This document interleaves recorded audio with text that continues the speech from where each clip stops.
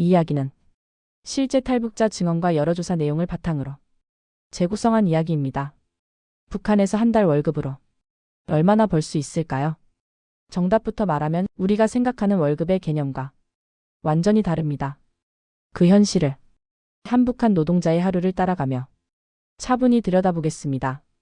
아침 6시, 북한의 한 공장 노동자는 알람보다 먼저 눈을 뜹니다. 전기가 들어올 때가 정해져 있지 않기 때문입니다.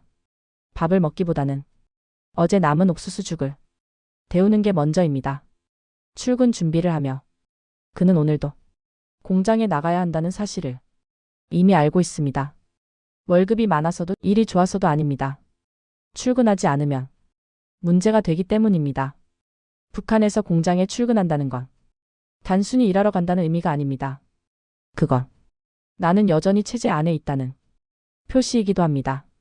그래서 월급이 얼마나 적든 일이 없어도 출근은 필수입니다. 그가 받는 공식 월급은 한 달에 수천 원 수준. 이 돈으로 쌀 1kg도 사기 어렵습니다. 하지만 월급이 적다고 불평할 수는 없습니다. 월급은 생활비가 아니라 출석 확인 도장에 가깝기 때문입니다. 공장에 도착하며 가장 먼저 하는 건 작업이 아닙니다. 모여서 짧은 사상 학습을 합니다.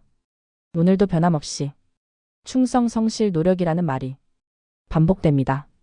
그는 이미 수십 번, 수백 번 들어온 이야기지만 고개를 끄덕입니다. 북한에서 무표정은 의심이 되기 때문입니다. 작업 시간. 하지만 기계는 자주 멈추고 원료도 부족합니다. 그래서 실제로는 일보다 시간을 보내는 날이 많습니다. 그럼에도 그는 자리를 지킵니다. 누군가 보고 있기 때문입니다. 일이 없어서 안 했다는 변명이 통하지 않는 사회입니다. 점심시간. 도시락은 없습니다. 각자 준비한 걸 조용히 먹습니다. 그는 속으로 계산합니다. 이번 달 월급으로 살 수 있는 건 소금 약간, 기름 조금. 그래서 대부분의 생활비는 월급이 아닌 다른 곳에서 나옵니다. 아내가 장마당에서 작은 물건을 팔고 가끔 남는 걸 몰래 바꿉니다. 북한에서 실제로 가족을 먹여 살리는 건 월급이 아니라 비공식 수입입니다. 퇴근 시간. 집으로 바로 가지 않습니다. 오늘은 추가 모임이 있습니다. 빠질 수 없습니다. 이런 자리에 빠지면 생활이 불성실하다는 기록이 남습니다. 북한에서 기록은 월급보다 무섭습니다.